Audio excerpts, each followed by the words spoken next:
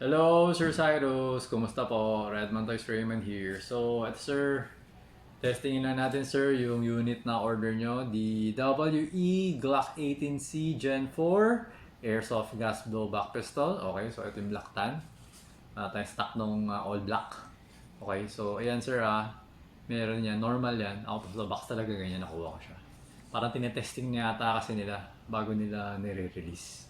Okay, so ito yung switch, no? So, semi and full. Okay? So, yan.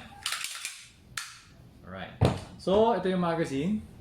Nilagyan na natin ng maraming BB. Pero hindi ko lang alam kung kaya natin siyang ubusin with the gas. Kasi bago to eh. Mamaya, after natin mag-test na a couple of shots, kargahan ko siya ulit. Okay? So, always remember to keep your trigger finger out. Make sure that the muzzle is always pointed at the safe direction. Okay, so pasok natin. Kasa natin. Yan yung BB. Alright, so firing. Okay, yan. So for the first shot, okay, yan, 341, no? So, tutok natin siguro mga 4. 1. Yan. Second shot, 344.5. Okay. 342. Okay, so more or less yun yung FPS niya, no? Tama naman kasi nasa 300 plus. Tapos yung blowback niya, malakas naman. Solid naman yung blowback niya. Okay, so yan, 342.6. Sige, gawin ko pang 6. Gawin natin 6. Okay, so yan. 340. And the last one, 335.3. Okay, so ayan yung for the semi.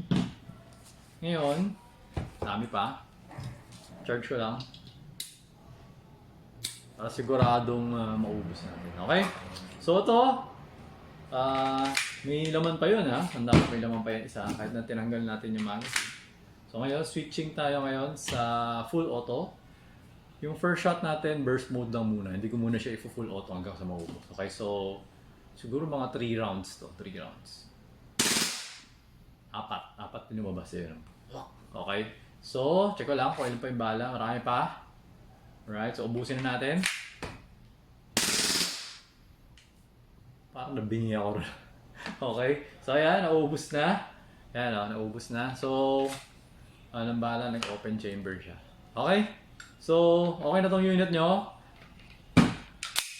Tapos yun nga, katulad din sabi ko, hinihila ako, no? Hindi ko ginagamit to para hindi mapudpud yung kanal.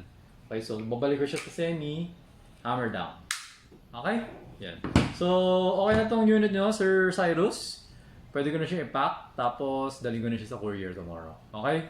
So, ayun sir, thank you for your order. Until next transaction po, always remember to stay safe, stay great, be good, and be thankful always. God bless po sir. Bye-bye.